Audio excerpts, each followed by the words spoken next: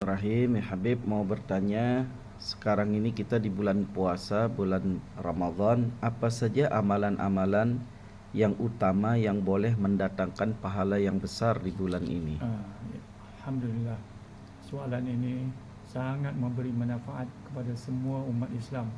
Selagi kita sihat, yang pentingnya kita dalam bulan Ramadan ini kita minta dengan Allah Ta'ala, selalulah kita usaha, kita bilang doa gini, kita, ya Allah tolonglah kurniakanlah aku kesihatan mental dan fizikal aku minta sihat, ya, tubuh badan aku, supaya aku dapat beramal dan beribadah dengan sempurna.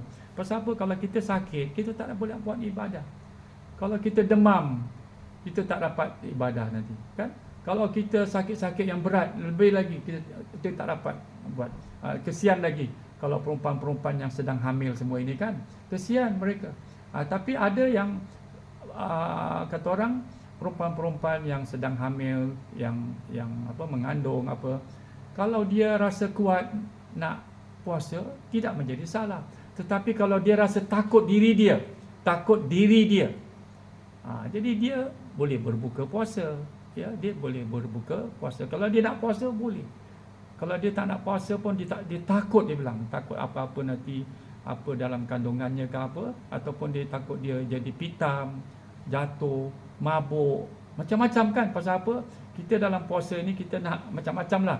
Sebab itu diingatkanlah, kan, orang-orang yang sedang sakit, ada kencing manis yang tinggi-tinggi semua, yang darah-darah tinggi, yang tinggi-tinggi semua, tanyalah dulu kepada pakar-pakar doktor, ya. Kalau mereka mengatakan okey, boleh, teruskan. Kalau kita rasa tak boleh, kita takut gula kita menjunam jatuh terus, itu boleh jadi pitam. Itu kita tak boleh. Sebab itu kita mesti nak tanya, belajar, ya. Orang-orang yang sihat, yang tak ada cerita kencing manis, tidak ada cerita high blood pressure, darah-darah tinggi, ataupun penyakit-penyakit yang kronik semua ini, dia boleh puasa lah. Kalau orang yang penyakit-penyakit yang berat-berat semua, dia akan diberi kelonggaran, ya. Tapi soalnya, kalau dia takut macam perempuan yang hamil saja, kalau dia takut untuk diri dia, dia boleh berbuka puasa dan dia wajib qada. Tetapi kalau dia bilang aku takut dalam kandungan aku juga nanti boleh binasakan anak kandungan aku, jadi dia wajib berbuka, tetapi dia wajib qada dan dia wajib bayar fidyah. Itu peraturan lah. Itu yang telah ditetapkan hukumnya begitu, ya. Jadi orang-orang yang sihat ini, syukur alhamdulillah, kita minta sihat. Sebab itu kita boleh beramal banyak dalam bulan puasa ini, banyak. Kita tengok orang bekerja keras, peniaga, masya-Allah. Bulan ini mana orang tak kadang-kadang tak terbuka hati, tak terbuka selera. Tengok ini pesta makanan. Nak berbuka ni, yang kita nak masukkan dalam perut kita ni bukan benda macam satu periuk besar. Kita perlu minum, ya. Sebab itu kata Rasulullah, ambil at-tamar, ambil dulu kurma, ya, dengan air seteguk. Tak ada kurma, ambil air gitu. Umpamanya lah. Kita boleh tambah lah, kita nak makan apa, epok-epok ke, benda-benda yang ringan-ringan dulu, ya. Kita masa berbuka puasa ni ambil yang ringan, ya. Ambil sunnah Nabi itu kurma. Ada orang bilang kurma doktor tak kasih lah pasal kandungan gula lah, macam-macam lah. Jadi banyak sangat yang bukan komplain begini, tak bagus lah. Takkanlah gula tu boleh naik terus. Ambil lah satu biji, jadilah syukur, ambil barakah kita. Kalau tak ada, kita ambil air suam ke apa, ataupun minuman yang manis lah, itu yang disuruhkan, dan buah-buahan, ya. Jangan kita apabila kita tengok dekat meja nak makan ini, sampai kita lupa doa-doa pun. Kita perhatikan, merebut-rebut semua, dah tengok makanan, dah tengok semua nasi apa, ayam penyet, ayam apa, segala ayam ini, daging sana, daging kambing, daging apa, nasi macam-macam, nasi biryani, nasi mandi, apa nasi semua ni. Akhirnya nak baca doa sebelum berbuka pun lupa. And then dia dah kenyang, nak baca doa Allah malaka sumtu pun dah lupa. Sampai begitu sekali. Itu tak boleh lah, ya. Sebab itulah sebagus-bagusnya kita ambil makanan yang ringan-ringan dulu. Lepas itu kita sembahyang maghrib. Lepas itu second round kita nak masuk lagi, kita tambahlah, kita teruskan. Jangan berat-beratnya, jangan satu pinggan cukup lah, jangan sampai 2-3 pinggan sampai berat. Nanti nak sembahyang Sembahyang tarawih dah terberat-berat. Itulah yang diingatkan oleh Rasulullah SAW ya. Dalam segi ilmu kesihatan ni Nabi cukup terang. Nabi cukup beri nasihat banyak. Bukan soal doktor saja. Nabi kasih iyyakum wal bitna fi ta'am wasyarab. Fa innaha mafsadatun lil jismi turithu saqam wa maksalatun 'anis salah. Rawah al-Imam Al-Bukhari. Apa kata Imam Bukhari meriwayatkan hadis ini? Ya, ini kata sabda Rasulullah sallallahu alaihi wasallam. Hati-hatilah. Takutlah kamu. Ya, ingatlah yang kamu makan banyak-banyak untuk penuhkan perut kamu itu ya, dalam at-ta'am wasyarab. Makan nasi, makan minum air bergelas-gelas. Itu boleh merosakkan badan, boleh merosakkan kesihatan. Dan boleh waturi itu saqam, dan boleh mendatangkan penyakit. Perhatikanlah ya cakap Nabi itu. Wa maksalatun anis, dan nanti nak sembahyang pun jadi berat, jadi malas. Jadi bukan tak boleh makan, boleh. Makanlah ya seberapa yang kita boleh, ambil yang ringan-ringan dulu, lepas itu kita iringkan lagi, lepas 1 jam, lepas setengah jam kita sambunglah. Kita nak apa ke ya, nak biskut ke apa ke, yang nasi ke apa ke, yang senang-senang kita tambah supaya badan kita bertambah sihat, bukan bertambah sakit. Ada orang ya Allah bilang sorry lah saya ni puasa ni makin sakit lah. Itu yang tak sedap kita dengar, semua negatif-negatif yang dia cakap. Dia komplain saja. Jadi puasa dia jadi puasa komplain namanya. Tak ada pahala nanti. Itu tak bagus ya. Jadi kita ingatlah, kita beramallah dengan apa yang disuruh oleh Rasulullah. Sebab itu kita beramal. Dalam beramal pun Nabi ingatkan, janganlah kita melampau-lampau sangat.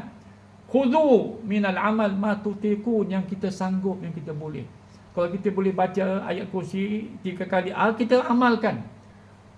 Memang wirid-wirid amalan-amalan doa ni banyak sekali, tapi kita jadikan, ambil khudhu minal amal ma tutiqun, yang ambil doa Rasulullah yang paling banyak. Rasulullah suka baca apa? Rabbana atina fid dunya hasanah wa fil akhirati hasanah wa qina adzabannar. Kita baca itu. Kita minta kebaikan dunia dan kebaikan akhirat. Itu doa berkat doa Rasulullah sallallahu alaihi wasallam itu. Yang paling senang-senanglah, ya. Jadi kita boleh mencari amal ibadah ni banyak sangat. Jadi dalam bulan puasa ni apa yang ustaz nak ingatkan ya, kita berhati-hatilah, jaga kesihatan kita. Pasal apa? Kita mesti nak jaga rehat kita. Kita mesti perlu tidur. Kita tak boleh tidur 1 jam 2 jam. Macam mana kita nak sahur? Kita nak bangun sahur tu, kadang-kadang ada orang bercinta nak bangun sahur. Berat. Yang ada tak mau bangun sahur. Tak nak bangun sahur pun ada. Semua terserah pada masing-masing. Tetapi itulah dia. Ada peluang, ya, inilah masanya bulan Ramadan. Jadi kita perlu jaga time. Kalau kita sembahyang lepas habis pukul 9, cukup bagus. Pukul 10 kita mula tidur. Kita bangun balik nanti pukul 3.30 atau pukul 4 sebelum azan subuh. Katakan azan subuh pukul 5, kita standby lah. Pukul 4 tu kita dah bangun gitu. Kita kita baca Quran, kita baca zikrullah, kita baca la ilaha illallah, kita baca subhanallah wa bihamdih. Baca selawat kepada Rasulullah sallallahu alaihi wasallam. Lepas sembahyang subuh baru kita tidur. Kalau kita boleh tidur lah. Pasal apa? Ini masalah tidur, jangan kita komplain. Ada orang susah tidur. Ini cerita susah tidur ni banyak. Kita nak ingat, ini kita dapat tidur ni satu nikmat yang paling besar. Cuba ingatkan cerita. Saya teringat kadang-kadang cerita-cerita macam Michael Jackson, penyanyi-penyanyi dunia yang terkenal Amerika. Mereka mati kerana tak dapat tidur. Dia nak tidur tu nak macam mana? Azab. Pakai obat ini sampai obat berakhir, sampai nyawanya mati. Ini orang yang kaya raya, yang penyanyi nombor 1 Amerika. Cerita itu cuba lihat macam mana kesudahan hidupnya. Yang begini ada duit sana beribu-ribu ni, berjuta-juta duit. Akhirnya apa? Tak jaga kesihatan, tak dapat tidur. Obat tidur hari ini bukan baik, tak bagus sebenarnya. Ada orang akhirnya minta doktor suruh bius. Nak tidur tu cara macam bius. Macam orang nak operation gitu, pakai bius. Akhirnya kalau terlebih bius, habislah mati. Ini cerita penyanyi terkenal tu. Ini yang kita takut. Penyanyi-penyanyi ini semua bagus, orang sihat, semua bagus. Kita jangan cela mereka lah. Pasal diorang cari rezeki mereka kerana suara mereka bagus. Kita tak boleh iri hati pula kan, dia itu kelebihan rezeki dia. Siapa juga dia, bangsa apa pun, kafir ke, bangsa Yahudi ke, bangsa Nasrani ke, bangsa orang Islam ke, bangsa Islam ke apa, kita doakanlah mereka supaya satu hari mereka menjadi orang yang baik, bagus, ya, menuju kepada jalan yang baik. Kita jangan doakan yang tak baik kepada mereka. Tidak ada salah mereka, itu pekerjaan mereka. Jadi yang Ustaz nak cakap tadi, nikmat tidur, berapa besar nikmat tidur. Sebab kita diajar oleh Rasulullah, sebelum nak tidur baca Bismillahirrahmanirrahim 21 kali, baca selawat, baca ayat kursi, baca qul huwallahu ahad, baca qul a'udzu birabbil falaq, baca qul a'udzu birabbin nas. Kita disuruh baca dan kita disuruh doakan orang-orang mukminin dan mukminat. Allahumma fil lil mu'minin wal mu'minat wal muslimin wal muslimat. Banyak adab-adab kita dengan berdoa supaya kita dapat tidur dengan baik. Dan banyak-banyak doa Rasulullah mengenai orang yang susah tidur, semua ada. Jadi kita ingatlah, jangan kita banyak komplain dalam bulan Ramadan ini. Lagi satu, ada orang komplain bilang susah tengok bangun sahur, macam mana nanti asyik terkencing sana 3 kali 4 kali, tak boleh tidur terus. Bab kencing pula dia komplain sana komplain sini. Jadi ingatlah, kita jangan banyak dalam ibadah bulan puasa ni, jangan banyak komplain. Kita sabar, ya. Selagi kita dapat kesihatan, kita jaga kesihatan kita jaga, ya, segala amalan kita supaya Allah sayang kita. Allah ni cukup baik. Dia nak sayang semua makhluknya. Jadi kita banyaklah berbuat baik kerana Allah Subhanahu Wa Taala. Sekian, wassalamualaikum warahmatullahi wabarakatuh.